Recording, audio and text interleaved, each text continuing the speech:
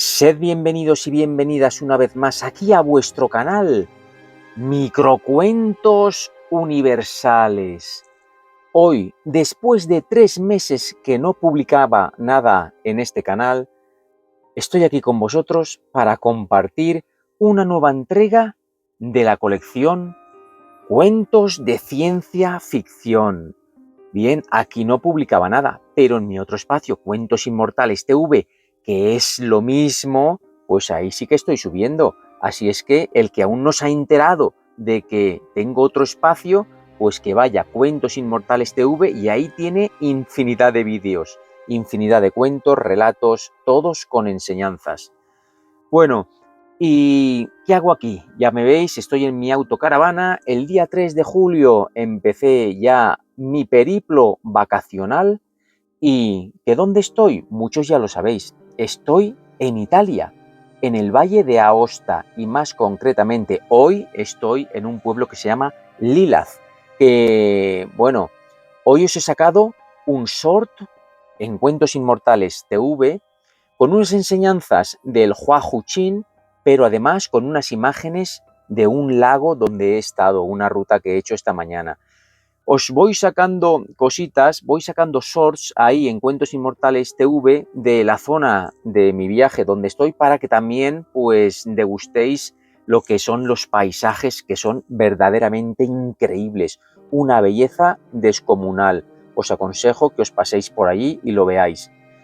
Bien, y como os decía, pues estoy aquí para entregaros un nuevo cuento de ciencia ficción. En este caso es un cuento del escritor Philip K. Dick.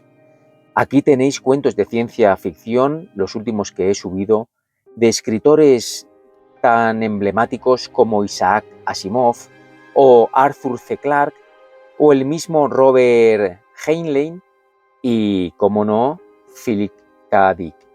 Y el cuento de hoy se titula Los Defensores. Además, después del cuento, al final, nos meteremos con las enseñanzas. De momento, os voy a decir las 3 grandes enseñanzas que nos va a dejar este relato, y al final las explicaremos.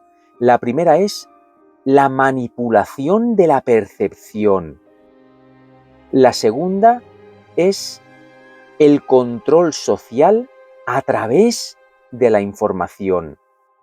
Y la tercera es la crítica a la guerra y a la deshumanización. Como veis, son unas enseñanzas brutales, y es que los cuentos de ciencia ficción para mí tienen muchísima miga, muchísima, y podemos aprender un montón. Bueno, espero de verdad que os guste. Al final, escuchar las enseñanzas y reflexionar, que es el objetivo fundamental de estos mis canales, Microcuentos Universales y Cuentos Inmortales TV. También tenéis un WhatsApp donde ahí os voy subiendo los vídeos por si no os llegan. El WhatsApp es de Cuentos Inmortales TV. Y nada, quiero que me dejéis vuestro like. Después de la visualización, por favor, recordad lo que es importante. Suscribiros los que no lo estéis. Y bueno, yo espero en estas vacaciones, pues la verdad es que voy a tope. Un día estoy en un sitio, otro día en otro, y me es un poquito complicado subir cosas, pero bueno, ya sabéis que de vez en cuando os dejo alguna joyita. Y si no es así, el canal está lleno de cuentos y relatos impresionantes, ya lo sabéis. Bien, muchas gracias por estar ahí a todo el mundo. Espero que estéis pasando unos buenos días vosotros también.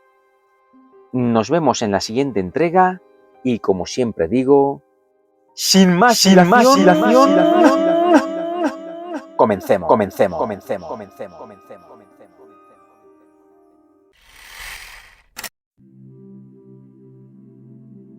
Los defensores. Taylor se reclinó en la silla para leer el periódico de la mañana. El calor de la cocina y el aroma a café se mezclaban con la tranquilidad de saber que aquel día no iría a trabajar. Estaba en su periodo de descanso, el primero durante mucho tiempo, y se sentía feliz. Pasó la página con un suspiro de satisfacción. «¿Qué pasa?», preguntó Mary de pie junto a la estufa. Anoche arrasaron Moscú, aprobó Taylor con un movimiento de cabeza. Les dieron una buena paliza. Ya era hora. Agitó la cabeza de nuevo. Todo contribuía a su buen humor.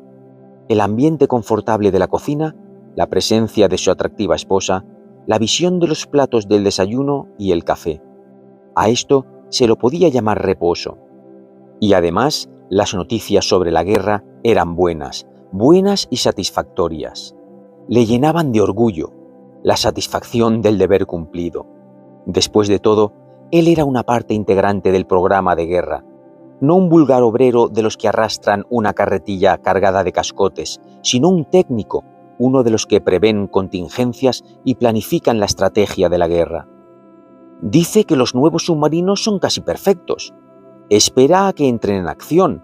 Saboreó el éxito por adelantado. Menuda sorpresa se llevarán los soviéticos cuando les empiecen a bombardear desde el fondo del mar. Están haciendo un trabajo magnífico, asintió Mary sin demasiada convicción. ¿Sabes lo que vimos hoy? Nuestro equipo ha conseguido un plomizo para enseñárselo a los niños de la escuela. Lo vi un momento. Es estupendo que los niños vean el resultado de sus esfuerzos, ¿no crees? Paseó la mirada a su alrededor. Un plomizo, murmuró Taylor. Bajó poco a poco el periódico. Bien, pero conviene asegurarse antes de que haya sido descontaminado a conciencia. Es mejor no arriesgarse. Oh, siempre los lavan antes de bajarlos, dijo Mary. No se les ocurriría hacerlo de otra forma. Titubeó ante el impacto de un pensamiento. Don, eso me recuerda... Lo sé, asintió él. Adivinaba sus pensamientos. En los primeros días de la guerra, antes de que empezaran a evacuarlos de la superficie, habían visto un tren hospital que descargaba a los heridos, gente afectada por las radiaciones. Recordaba su aspecto, la expresión de sus rostros, lo que quedaba de ellos. No fue un espectáculo agradable. Fueron muchos los afectados antes de que se completara el traslado a los túneles, y como había tantos, no era difícil recordar. Taylor miró a su esposa. Se había pasado los últimos meses pensando excesivamente en aquello. Claro que todos lo hacían. «Olvídalo», dijo, «pertenece al pasado. Arriba solo quedan los plomizos, y a ellos no les importa. Por eso mismo espero que tomen las suficientes precauciones cada vez que dejen bajar a uno. Imagina que aún sigue radiactivo». «Olvídalo», rió él levantándose de la mesa. «Vivimos un momento maravilloso. Estaré en casa durante los 2 próximos turnos. Mi única preocupación será descansar y tomarme las cosas con calma. Hasta podríamos ir al cine, ¿qué te parece?» «¿Al cine? ¿Crees que vale la pena? Estoy harta de ver destrucción y ruinas. A veces veo lugares que recuerdo, como San Francisco. Bombardearon San Francisco, el puente se partió y cayó al agua. Me puse enferma, no me gusta ver esas cosas». «¿No quieres saber lo que está pasando? Los seres humanos ya no sufren daños». «Pero es horrible». «No, Don, por favor», suplicó con el rostro contraído en un rictus de dolor. Don Taylor recogió su periódico con expresión malhumorada. «De acuerdo, pero no hay muchas cosas que hacer. Y no lo olvides, sus ciudades aún lo están pasando peor». Ella asintió con un gesto. Taylor pasó las ásperas y delgadas páginas del periódico. Había perdido el buen humor. ¿Por qué se pasaba el tiempo lloriqueando? Tal como iban las cosas, no podían quejarse, sobre todo considerando que vivían bajo tierra, con un sol artificial y comida artificial. Por supuesto que era irritante no ver el sol, carecer de libertad de movimientos y contemplar siempre un paisaje de paredes metálicas, enormes y ruidosas fábricas, cuarteles y arsenales, pero era preferible a vivir en la superficie. Algún día se terminaría y regresarían. Nadie quería vivir así, pero era necesario. Pasó la página con rabia y el papel de mala calidad se rasgó. Maldita sea, el papel era cada vez peor, así como la impresión y la tinta amarillenta. Bien, todo se destinaba a la guerra, ya debería saberlo. ¿Acaso no era uno de los cerebros? Se excusó y pasó a la otra habitación. La cama seguía sin hacer. Valdría la pena arreglarla antes de la inspección de las 7. Era un cubículo perfecto y... El videófono zumbó, se inmovilizó. ¿Quién sería? Volvió sobre sus pasos y estableció la comunicación. ¿Taylor? Un rostro se formó en la pantalla, un rostro ajado, grisáceo y ceñudo. «Soy Moss. Lamento molestarle durante su periodo de descanso, pero ha ocurrido algo». Agitó unos papeles. «Quiero que venga aquí ahora mismo». ¿Qué pasa? ¿Tan urgente es?» Los tranquilos ojos grises le observaron, inexpresivos y fríos. «Si me necesitan en el laboratorio, iré. Me pondré el uniforme». «No, no hace falta. Y no vaya al laboratorio. Nos encontraremos en la segunda planta cuanto antes. Si utiliza el elevador rápido, llegará en media hora. Hasta luego». La imagen se disipó. «¿Quién era?», preguntó Mary desde el umbral de la puerta. «Moss, me necesita». «Sabía que ocurriría». «Bueno, de todas formas, no te apetecía hacer nada. ¿Qué importa?». La amargura se traslucía en su voz. «Siempre es lo mismo, día tras día. Te traeré algo. Subo a la segunda planta. Quizá me acerque lo bastante a la superficie como para... No, no me traigas nada. No deseo nada de la superficie». «De acuerdo, no lo haré. Y no digas más tonterías». Ella le miró calzarse las botas sin decir nada.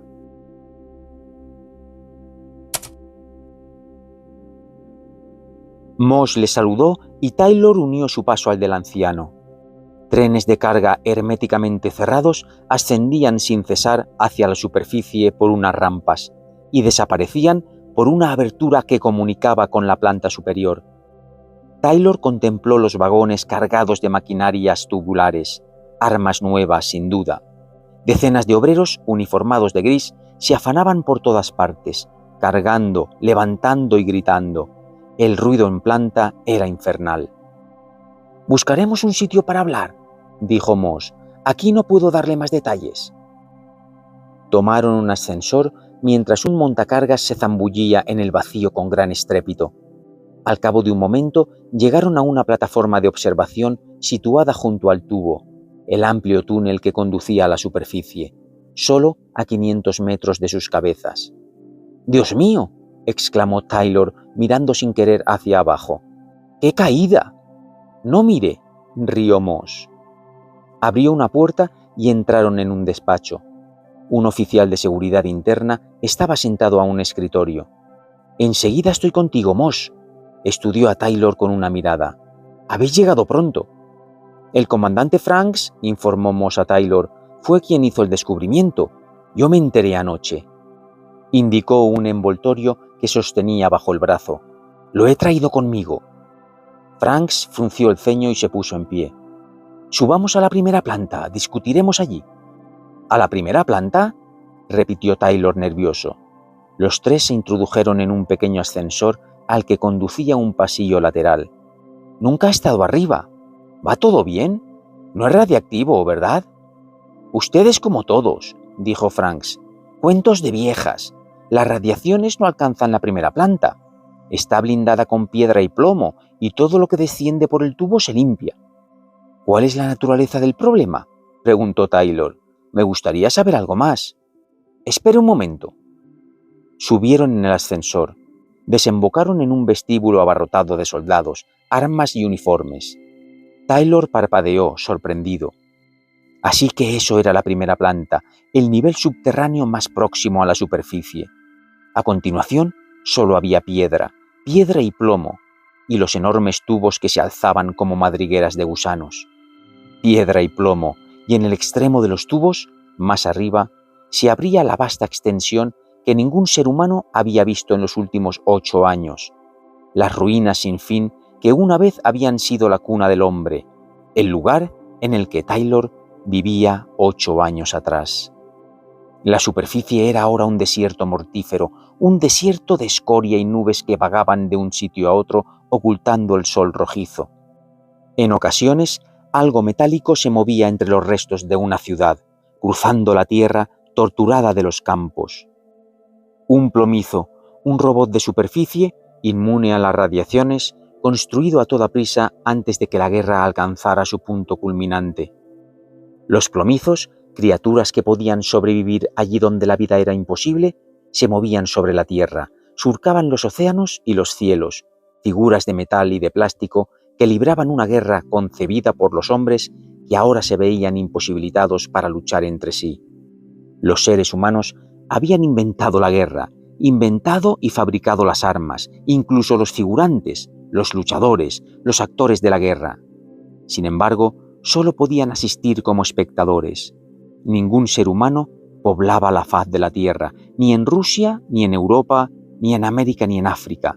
Vivían bajo la superficie, en refugios sepultados a gran profundidad que habían sido diseñados y construidos cuidadosamente cuando cayeron las primeras bombas.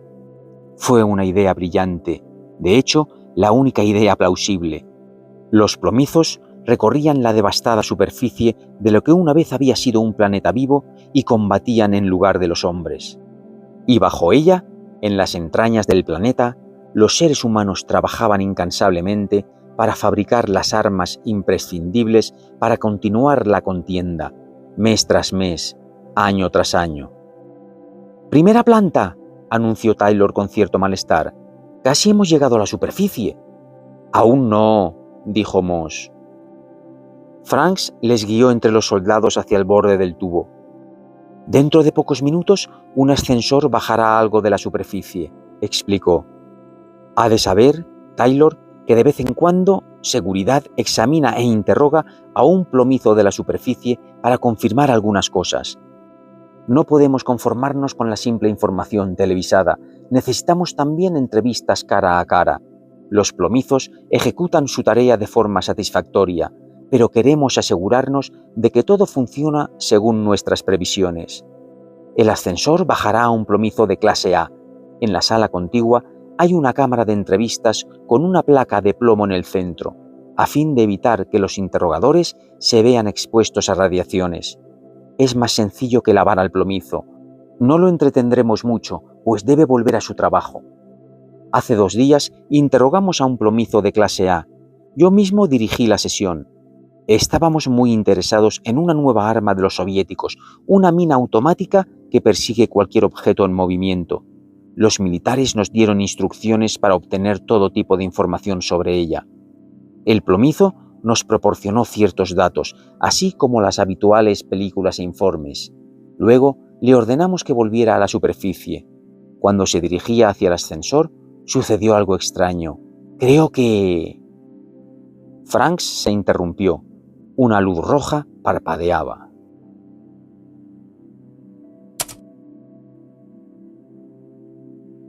«El ascensor ha llegado», hizo un gesto a los soldados. «Vamos a la cámara. El plomizo se reunirá con nosotros dentro de un momento». «Un plomizo de clase A», murmuró Taylor. «He visto entrevistas en los noticiarios». «Es una experiencia fascinante», observó Moss. «Son casi humanos». Se introdujeron en la cámara y tomaron asiento tras el muro de plomo. Una señal luminosa relampagueó y Franks movió las manos. Se abrió la puerta que había detrás del muro. Taylor miró a través de su rendija de observación. Una esbelta figura metálica avanzó con lentitud, con los brazos caídos, hasta situarse al otro lado del muro de plomo. Permaneció de pie, esperando. «Nos interesa saber una cosa», dijo Franks. «Antes de que empiece el interrogatorio, ¿tiene algo especial que comentar sobre la situación en la superficie?» «No, la guerra continúa». La voz del plomizo era monótona e inexpresiva. «Necesitamos más interceptadores monoplazas. Podríamos utilizar...» «Lo sabemos, pero hay otros asuntos más importantes. Nos comunicamos con usted solo por televisión, puesto que jamás subimos a la superficie. Dependemos de aseveraciones que no podemos comprobar. Algunos miembros de la cúpula dirigente empiezan a pensar que hay demasiado margen de error». «¿Error?», preguntó el plomizo. «¿De qué tipo? Confirmamos todos nuestros informes antes de enviarlos. Mantenemos un contacto constante con ustedes. Transmitimos cualquier dato, por insignificante que sea. Las armas que vemos emplear al enemigo...» Lo sé, se impacientó Franks. «Pero quizá valdría la pena que lo comprobáramos por nosotros mismos. ¿Hay alguna zona limpia de radiaciones lo bastante amplia como para que una patrulla de hombres ascienda a la superficie? ¿Equipados con trajes de plomo, sobrevivirían para examinar la situación y obtener una información directa? La máquina vaciló antes de responder. Lo dudo. Tomen muestras de aire y decídanlo. Desde que bajaron hace 8 años, las condiciones han empeorado. No tienen ni idea de lo que sucede arriba. Cada vez es más difícil que un objeto móvil sobreviva mucho tiempo. Existen proyectiles sensibles al movimiento. La nueva mina no solo reacciona ante los movimientos, sino que persigue al objeto hasta darle alcance.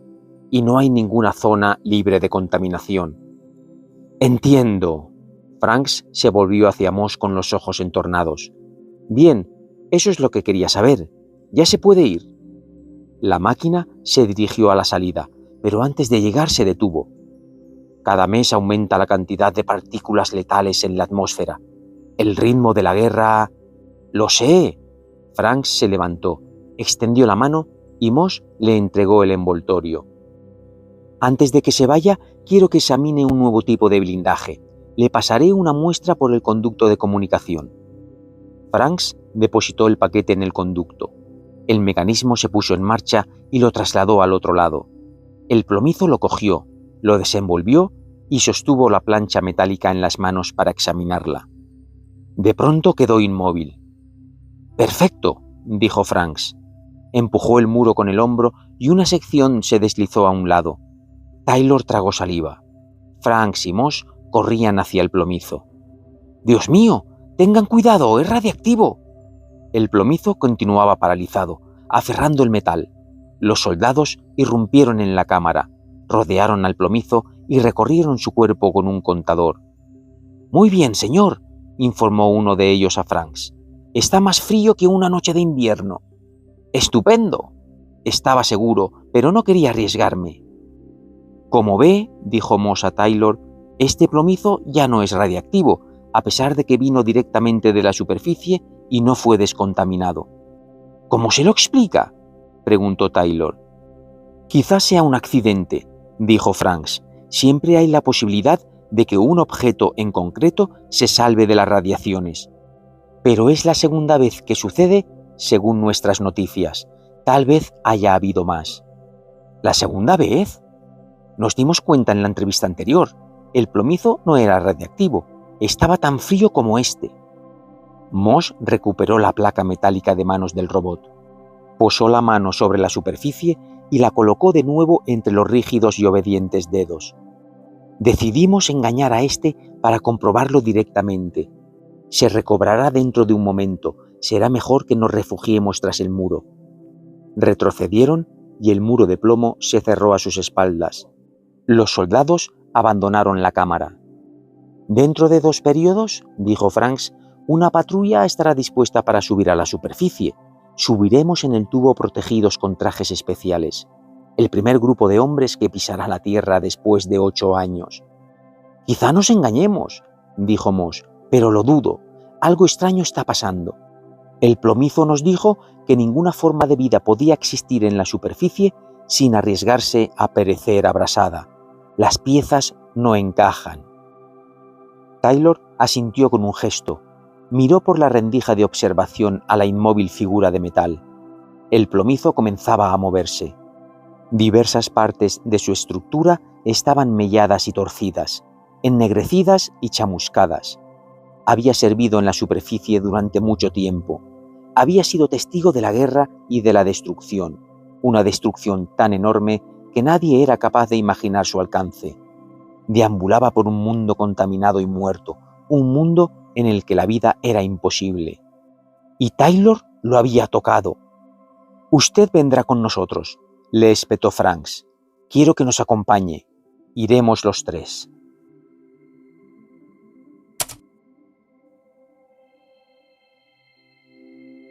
Mary le miró con expresión compungida y temerosa. «Lo sé, vas a ir a la superficie, ¿verdad?». Ella le siguió hasta la cocina. Taylor se sentó sin atreverse a decir nada. «Es un proyecto secreto», repuso esquivo. «No puedo decirte nada». «No hace falta, lo sé. Lo supe desde el momento en que entraste. Vi algo en tu rostro, algo que no veía desde hace mucho tiempo. Se acercó, tomó el rostro de Taylor entre sus manos temblorosas y le obligó a mirarla. Sus ojos brillaban, febriles. «¿Pero por qué tú? Nadie puede vivir ahí arriba. Lee esto». Le arrebató el periódico y lo desplegó frente a él. «Mira esta fotografía. América, Europa, Asia, África, un montón de ruinas. Lo vemos cada día en los noticiarios. Todo destruido, contaminado. Ahí es donde te envían. ¿Por qué? Ni siquiera la hierba crece. La superficie está arrasada. ¿No? ¿O no?» «Es una orden». Taylor se levantó. «Desconozco los motivos. Debo unirme a una patrulla de reconocimiento. Es lo único que sé». Estuvo mucho rato de pie, con la mirada perdida. Después recuperó el periódico y lo examinó a la luz de la lámpara. «Parece real», murmuró. «Ruinas, escoria, destrucción. Es muy convincente. Informes, fotografías, películas, muestras de aire. Sin embargo, nunca hemos subido a comprobarlo». «¿De qué estás hablando?» «De nada», dejó caer el periódico. «Me iré en cuanto termine el próximo periodo de sueño. Vámonos a la cama». «Haz lo que quieras», se resignó Mary con las facciones crispadas. «Ojalá subiéramos todos para morir de una vez, en lugar de ir muriendo lentamente como gusanos». Taylor nunca había percibido la amargura de Mary. ¿Qué sentían los demás? ¿Qué sentían los obreros que trabajaban día y noche en las fábricas? ¿Qué sentían esos pálidos y encorvados hombres y mujeres que se esforzaban penosamente, parpadeando bajo la luz incolora, comiendo productos sintéticos, etc.? «No te lo tomes así», acertó a decir. «Me lo tomo así porque sé que nunca volverás». Le dio la espalda. «La última vez que te vea será cuando salgas por la puerta». «¿Por qué? ¿Cómo puedes decir algo semejante?». Ella no respondió. Le despertó el ruido de los altavoces exteriores, que pregonaban las últimas noticias. «Boletín especial. El ejército de superficie informa de un masivo ataque soviético con armas desconocidas. Retirada de posiciones clave. Que todos los trabajadores se dirijan a las fábricas cuanto antes». Taylor se frotó los ojos, saltó de la cama y se precipitó al videófono para comunicar con Moss. «Escuche, ¿sabe algo de ese ataque? ¿Abandonamos el proyecto?». Veía el escritorio de Moss cubierto de informes y documentos. «No», respondió Moss, «todo sigue igual. Venga enseguida». «Pero no me discuta». Moss arrugó furiosamente un puñado de informes. «Todo es una farsa. ¡Muévase!». Cortó la comunicación. Taylor, confundido y rabioso, se vistió a toda prisa. Se apeó del coche media hora más tarde y subió corriendo la escalera del edificio de productos sintéticos. Hombres y mujeres se apresuraban por los pasillos. Entró en el despacho de Moss. «Ya era hora», dijo Moss, que se levantó al instante. «Franks nos espera en el punto de salida». Subieron en un vehículo de seguridad. Hizo sonar la sirena y los obreros se apartaron a su paso. «¿Qué sabe del ataque?», preguntó Taylor. Moss se encogió de hombros.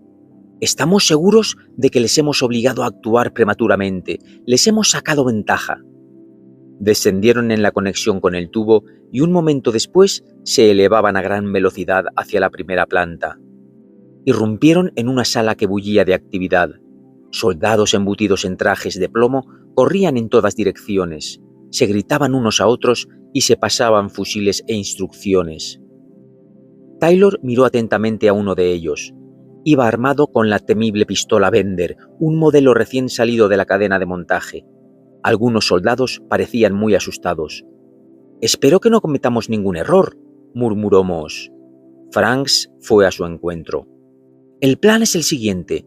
Primero subiremos nosotros tres y los soldados nos seguirán pasado un cuarto de hora». «¿Qué les diremos a los plomizos?», preguntó Taylor preocupado. «Debemos decirles algo. Queremos presenciar el próximo ataque soviético». Franks sonrió con ironía. «Pues parece que va en serio». «¿Y luego qué? Dependerá de ellos. ¡Vamos!». Un pequeño ascensor, impulsado por émbolos antigravitatorios, se elevó hasta la superficie. Taylor miraba abajo de vez en cuando. La distancia aumentaba a cada instante. Sudaba dentro de su traje y agarraba la pistola Bender con dedos inexpertos. ¿Por qué le habían elegido a él? Pura casualidad. Moss le había pedido que se incorporara al departamento. Después, Franks le enroló sin pensar, y ahora iban camino de la superficie a velocidad vertiginosa. Un pánico profundo, cultivado a lo largo de 8 años, lo asaltó. Contaminación, una muerte incierta, un mundo devastado y mortífero. Taylor se sujetó a las barandillas del ascensor y cerró los ojos. Ya faltaba poco. Eran los primeros seres vivos en remontar la primera planta, en prescindir de la protección de plomo y piedra. Les sacudían oleadas de horror. Todos sabían que se dirigían hacia la muerte. Lo habían visto miles de veces en las películas. Las ciudades, las nubes radiactivas.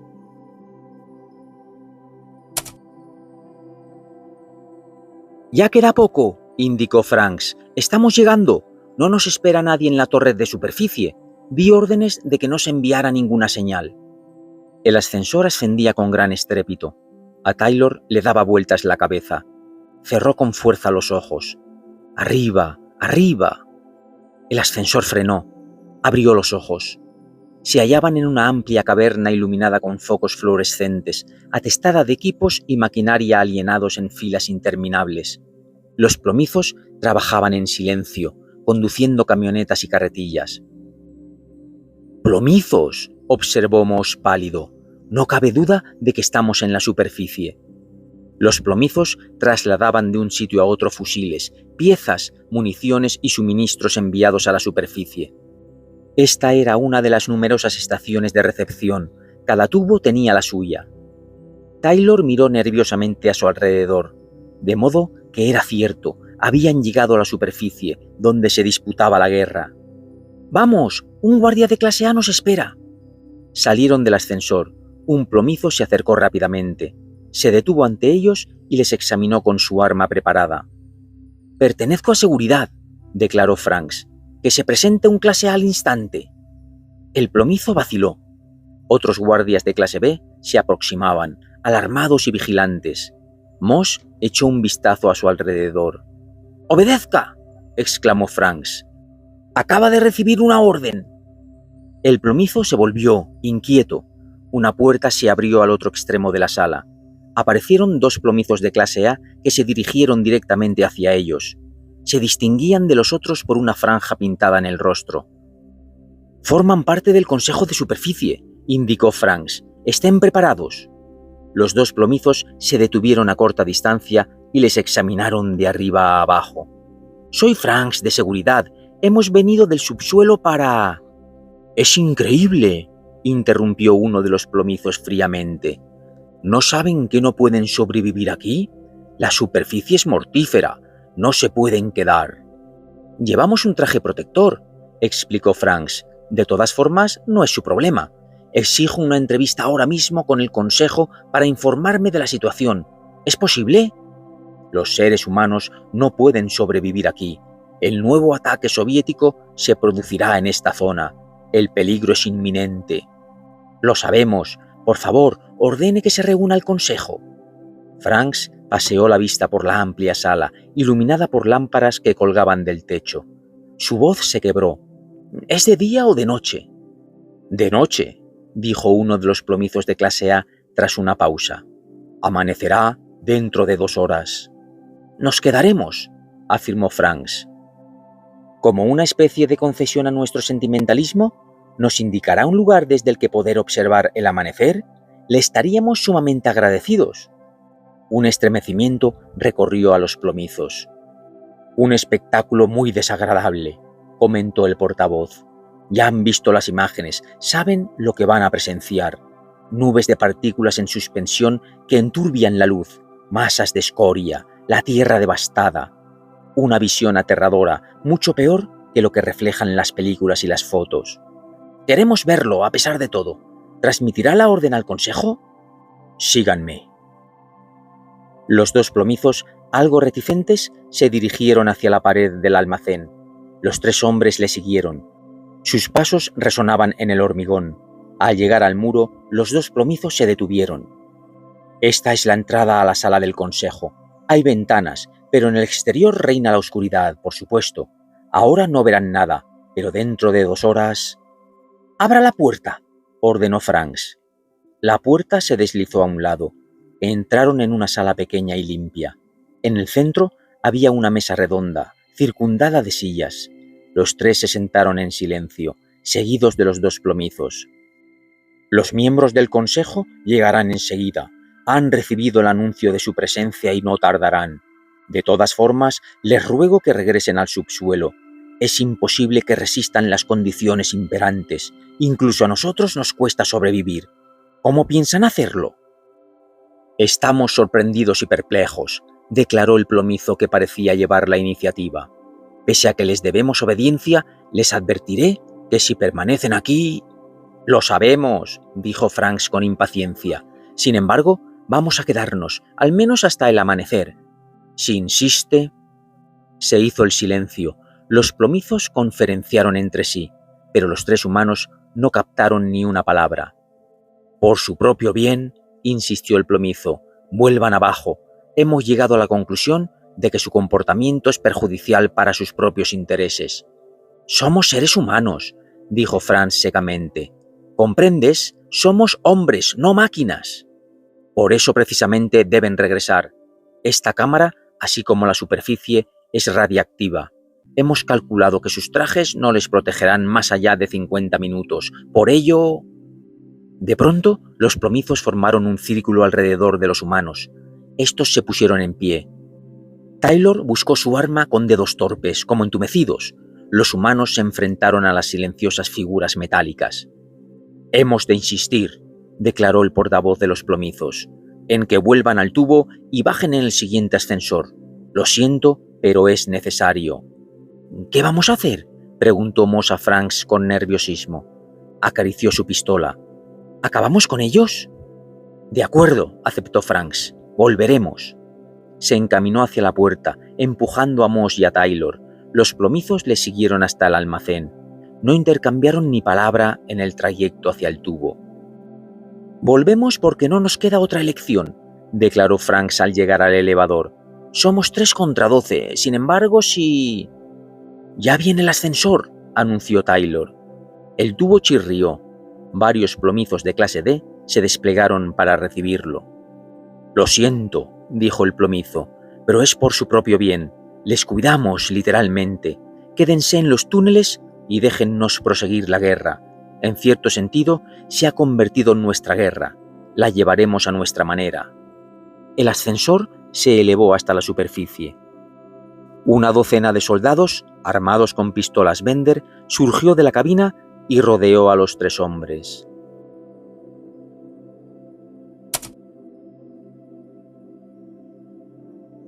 «Bueno, esto cambia las cosas», suspiró Moss.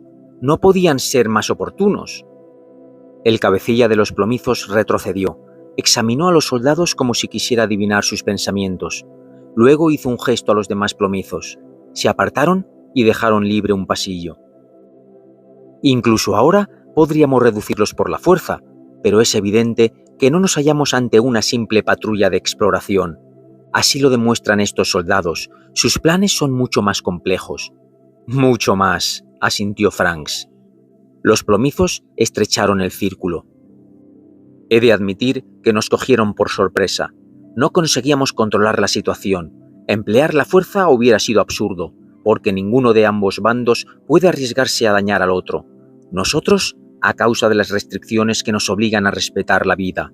Ustedes, porque la guerra exige...». Los soldados, atemorizados, abrieron fuego sin más dilación. Moss, de rodillas, también disparó. El cabecilla de los plomizos se disolvió en una nube de partículas. Plomizos de clase B y D participaban en el combate, algunos con armas, otros con protectores metálicos. La confusión reinaba en la bóveda. Una sirena aulló en la lejanía. Una muralla de cuerpos metálicos separó a Franks y a Taylor de los soldados. «No pueden repeler el fuego», dijo Franks. «Es un simple truco. Todo el tiempo han intentado engañarnos». Disparó al rostro de un plomizo. «Solo intentan asustarnos, no lo olvide». Poco a poco fueron eliminando a todos los plomizos. Un hedor a metal y a plástico quemados invadía la cámara. Taylor, a gatas, buscaba frenéticamente su pistola. Un pie metálico aplastó su mano. Lanzó un aullido de dolor. Y de pronto, todo terminó. Los plomizos se retiraban. Solo quedaban 4 miembros del Consejo de Superficie. Los restantes flotaban en el aire, en forma de partículas radiactivas. Los plomizos de clase D se dedicaban a reunir piezas dispersas de sus compañeros destruidos. Franks suspiró. «Estupendo, vayamos hacia las ventanas. No nos queda mucho tiempo». Los plomizos se apartaron. Moss, Franks, Taylor y los soldados se dirigieron resueltos hacia la puerta. Entraron en la sala del consejo. Un débil resplandor grisáceo mitigó la oscuridad que se filtraba por las ventanas. «¡Salgamos!», dijo Franks impaciente. «Es mejor contemplarlo directamente». Una puerta se deslizó a un lado.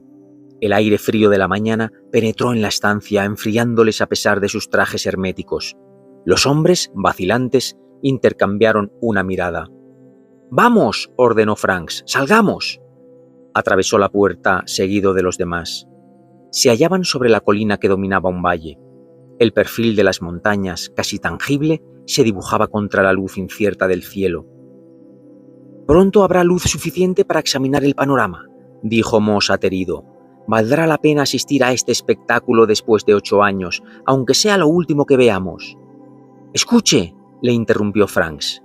Obedecieron en silencio. El cielo clareaba. Un gallo cacareó en la lejanía. «¡Un gallo!», murmuró Taylor. «¿Lo han oído?». Una fila de plomizos montaba guardia a sus espaldas, observándoles en silencio. La luz fue ganando terreno a la oscuridad, derramándose sobre las colinas y el valle. «¡Santo cielo!», exclamó Franks. Árboles, árboles y bosques, un valle rebosante de árboles y flores, cruzado por varias carreteras, granjas, un molino, un pajar. «¡Miren!», susurró Moss. El cielo se iluminó, el sol estaba a punto de salir. Los pájaros empezaron a cantar, las hojas de un árbol danzaron, mecidas por el viento. «¡8 años! ¡Nos engañaron! No había guerra. En cuanto abandonamos la superficie...». «Sí», admitió un plomizo de clase A. «La guerra terminó en cuanto se marcharon. Tiene razón, todo es un fraude. Destruimos las armas que tan febrilmente fabrican, nada más llegan a nuestras manos». «¿Pero por qué?», preguntó Taylor. «¿Por qué?». «Ustedes nos crearon», explicó el plomizo, «para proseguir la guerra mientras trataban de sobrevivir bajo la superficie. Sin embargo, pensamos que era imprescindible analizar sus propósitos. Averiguamos que la guerra carecía de sentido, que se trataba de una simple necesidad humana, algo muy discutible. Seguimos investigando, descubrimos que las culturas humanas atraviesan fases muy determinadas. Cuando la cultura envejece y empieza a olvidar sus objetivos, se producen conflictos entre los que desean establecer nuevas pautas culturales y los que tratan de impedir cualquier cambio. Es un momento de extremo peligro. El conflicto puede desencadenar una guerra entre grupos que pertenecen a la misma sociedad. Las tradiciones corren el riesgo de perderse, de destruirse en este periodo de caos y de anarquía. La historia de la humanidad ofrece muchos ejemplos. Es perentorio que esta animadversión en el seno de una misma cultura se dirija hacia el exterior, hacia otra cultura, a fin de superar la crisis. El resultado es la guerra. La guerra, para una mente lógica, es una aberración, pero en términos de necesidad humana, desempeña un papel vital, y así continuará hasta que el hombre haya madurado lo suficiente para extirpar sus engaños. Taylor escuchaba con la mayor atención. ¿Y cree que ese día llegará? Por supuesto, ya ha llegado. Esta es la última guerra. El hombre casi ha conseguido alcanzar una cultura final, una cultura universal. En este momento, un hemisferio se enfrenta al otro, la mitad del mundo contra la otra mitad. Solo falta un paso, el salto hacia una cultura única. El hombre ha progresado penosamente hacia la unificación de la cultura. Falta muy poco. Pero, como aún no había llegado el momento, la guerra debía continuar para satisfacer la última oleada de odio del hombre. Han transcurrido 8 años desde que la guerra empezó. En estos 8 años hemos observado y percibido importantes cambios en la mentalidad del hombre. El cansancio y el desinterés han reemplazado poco a poco al odio y al miedo. El odio se disipó al cabo de un tiempo. De momento, el engaño debe continuar al menos un poco más. No están preparados para saber la verdad. En el fondo, desean proseguir la guerra. «¿Pero cómo lo consiguieron?», preguntó Moss. «Las fotografías, las muestras, los equipos dañados. Vengan por aquí». El plomizo les condujo hasta un edificio bajo y alargado. El trabajo no se detiene. Todas las unidades se esfuerzan en elaborar una apariencia convincente y coherente de guerra total. Entraron en el edificio. Los plomizos trabajaban por todas partes, encorvados sobre mesas y escritorios. «Fíjese en este proyecto». 2 plomizos fotografiaban cuidadosamente una complicada maqueta. Es un buen ejemplo.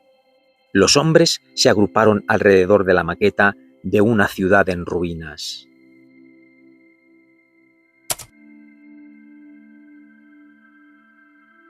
Taylor la examinó en silencio durante un rato. Luego levantó la vista. «Es San Francisco. Es una maqueta de San Francisco, destruida. He visto tomas aéreas en los noticiarios. Los puentes se hundieron». «Sí, fíjese en los puentes». El plomizo señaló las brechas con su dedo metálico, una tenue telaraña casi invisible. «Habrá visto muchas fotografías, no lo dude, así como de otras maquetas que encontrará en este edificio. San Francisco permanece intacta. La reconstruimos en cuanto ustedes se marcharon. Restauramos las zonas destruidas durante la guerra. En este edificio elaboramos las noticias. Ponemos especial énfasis en que todos los detalles coincidan. Dedicamos mucho esfuerzo y dedicación». Franks tomó en sus manos el modelo de un edificio semidestruido. «¿De modo que así pasan el tiempo, construyendo maquetas que luego destrozan?» «No, se equivoca. Somos los administradores provisionales de un mundo abandonado temporalmente por sus amos, y nos preocupamos de que las ciudades se mantengan limpias, en pie y de que todo funcione. Los jardines, las calles, las tuberías, igual que hace 8 años. Así, cuando regresen los amos, se sentirán complacidos. Queremos estar seguros de que se sentirán completamente satisfechos». Franz palmeó el hombro de Moss. «Acompáñame. Quiero hablar con usted». Condujo a Moss y a Taylor fuera del edificio, lejos de los plomizos, hacia la ladera de la colina. Los soldados le siguieron. El sol estaba alto y el cielo era de un azul radiante. El aire olía a vida renovada. Taylor se quitó el casco y exhaló un profundo suspiro. «¿Cuánto tiempo sin respirar aire puro?» «Escuchen», cuchicheó Franks. «Debemos regresar enseguida. Nos queda mucho por hacer. Hemos de aprovechar nuestros descubrimientos». «¿Qué quiere decir?», preguntó Moss. «Estoy seguro de que los soviéticos han sido engañados como nosotros. Nuestro conocimiento nos proporciona una gran ventaja». «Comprendo», aprobó Moss. «Nosotros lo sabemos, pero ellos no. Su consejo de superficie anda tan despistado como el nuestro, lo que les perjudica de la misma forma. Pero si pudiéramos... Con un centenar de hombres dispuestos a todo, podemos adueñarnos de la situación. No costará nada». Moss le apretó el brazo. Un plomizo de clase A se aproximaba. «Ya hemos visto bastante», dijo Franz en voz alta. «La situación es crítica. Redactaré un informe y estudiaremos la política a seguir». El plomizo no dijo nada. «Vámonos», ordenó Franz a los soldados. Se dirigió hacia el almacén. Casi todos los soldados se habían quitado los cascos, incluso los trajes protectores, y deambulaban vestidos solo con sus uniformes de algodón. Contemplaron con nostalgia los árboles y los arbustos, la llanura verde, las montañas y el cielo. «Mira el sol», murmuró uno de ellos. «Brillante como el infierno», comentó otro. «Regresamos», dijo Franks. «Formen en fila de a 2 y síganme». Los soldados se reagruparon a regañadientes. Los plomizos observaron sin la menor emoción a aquellos hombres que se dirigían con lentitud hacia el almacén. Franks, Moss y Taylor abrían la marcha, preocupados por la reacción de los plomizos. Entraron en el almacén. Plomizos de clase D cargaban armas y material en vehículos de superficie, con ayuda de grúas. El trabajo se realizaba con eficacia, pero sin prisas ni agitación. Los hombres se pararon y miraron. Los plomizos subían en los coches e intercambiaban señales. Grúas magnéticas cargaban fusiles y piezas sueltas en los vehículos. «¡Vamos!», dijo Franks. Se encaminó hacia el tubo. Frente a ellos había una fila de plomizos de clase D, inmóviles y silenciosos. Franks retrocedió unos pasos.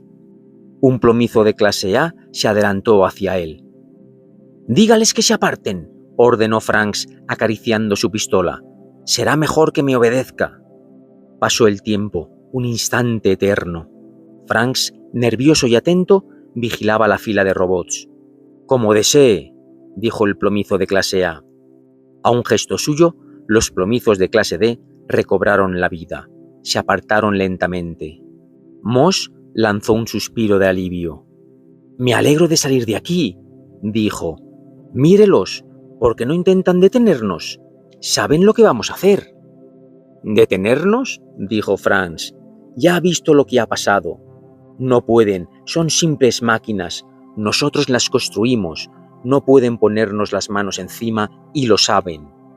Su voz se desvaneció. Los hombres clavaron los ojos en la entrada del tubo. Los plomizos que les rodeaban seguían vigilándoles, silenciosos, impasibles, inexpresivos. Los hombres permanecieron quietos durante un largo rato. Por fin, Taylor reaccionó.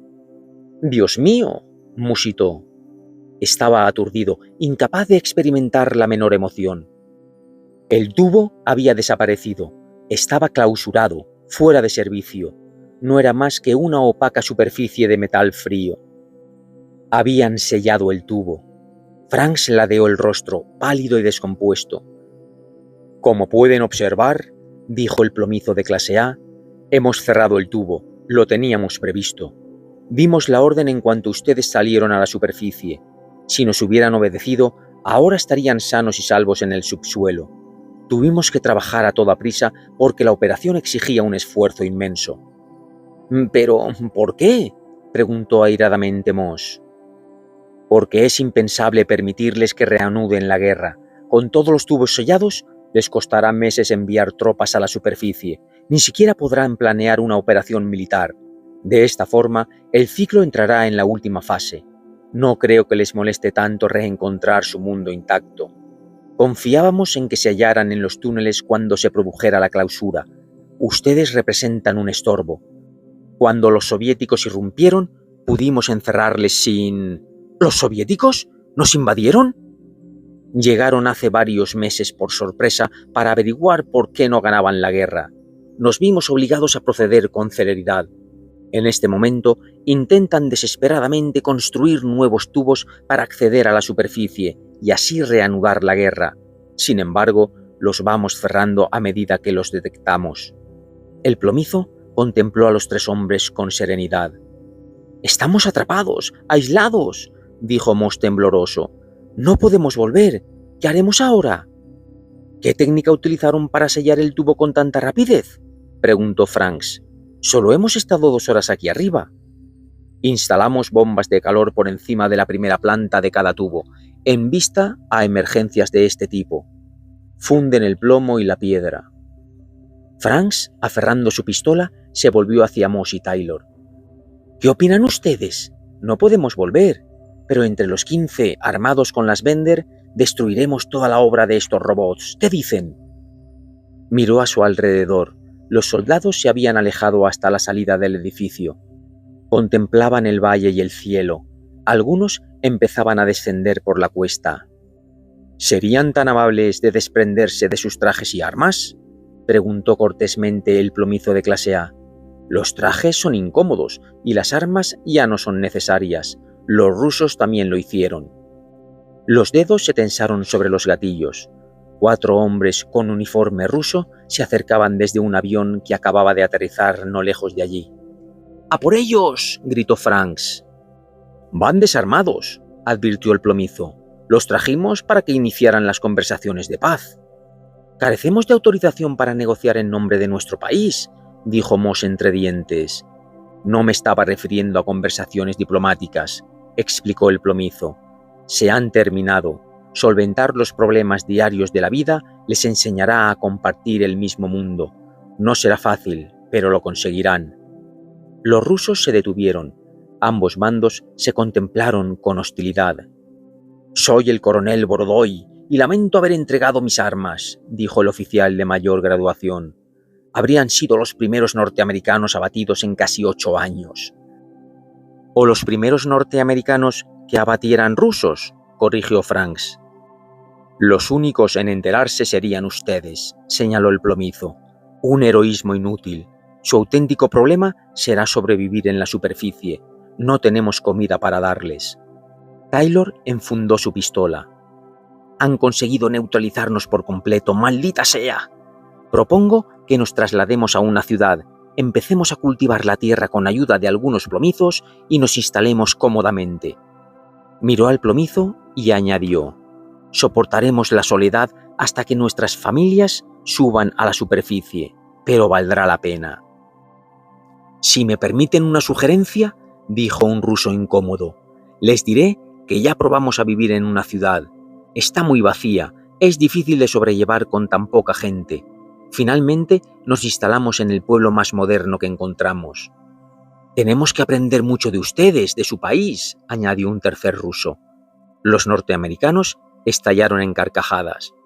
«Yo diría que ustedes también nos pueden enseñar un par de cosas», dijo Taylor magnánimamente, «aunque me cuesta imaginar cuáles». «¿Quieren vivir en nuestro pueblo?». El coronel ruso sonrió. «Trabajaríamos con más comodidad y nos harían compañía». «¿Su pueblo?», barbotó Franks. «Es norteamericano, es nuestro». «Cuando nuestros planes se completen», medió el plomizo, «el término será intercambiable. Nuestros significará de la humanidad». Señaló el avión que estaba calentando los motores. «Su nave les aguarda. ¿Serán capaces de levantar entre todos un nuevo hogar?». Los rusos esperaron mientras los norteamericanos reflexionaban. «Empiezo a entender lo que los plomizos quieren decir cuando hablan de que la diplomacia ya no sirve. Resuelven sus problemas trabajando, no en una mesa de conferencias». El plomizo les guió hasta la nave. «El objetivo de la historia es unificar el mundo. Siempre ha sido así, de la familia a la tribu, de la tribu a la ciudad-estado, de la ciudad-estado a la nación, de la nación al hemisferio. Ahora los hemisferios se unificarán y...». Taylor dejó de prestar atención a las palabras del plomizo y desvió la vista hacia el emplazamiento del tubo. Mary estaba en los túneles. Le repugnaba abandonarla. No la vería hasta que el tubo volviera a funcionar.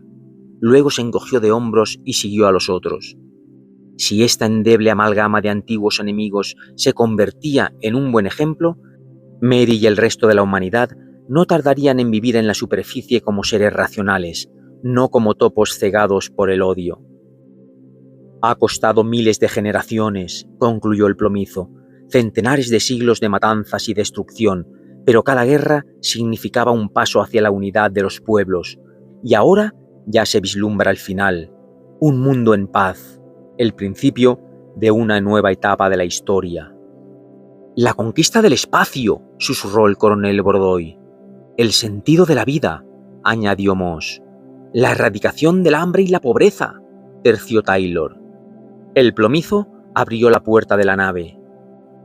«Todo eso y mucho más. Es imposible predecir el futuro que nos aguarda, como era imposible para los primeros hombres que formaron una tribu predecir que llegaría un día como el de hoy. Pero lo cierto es que será un futuro de incomparable grandeza». La puerta se cerró y la nave despegó hacia su nuevo hogar.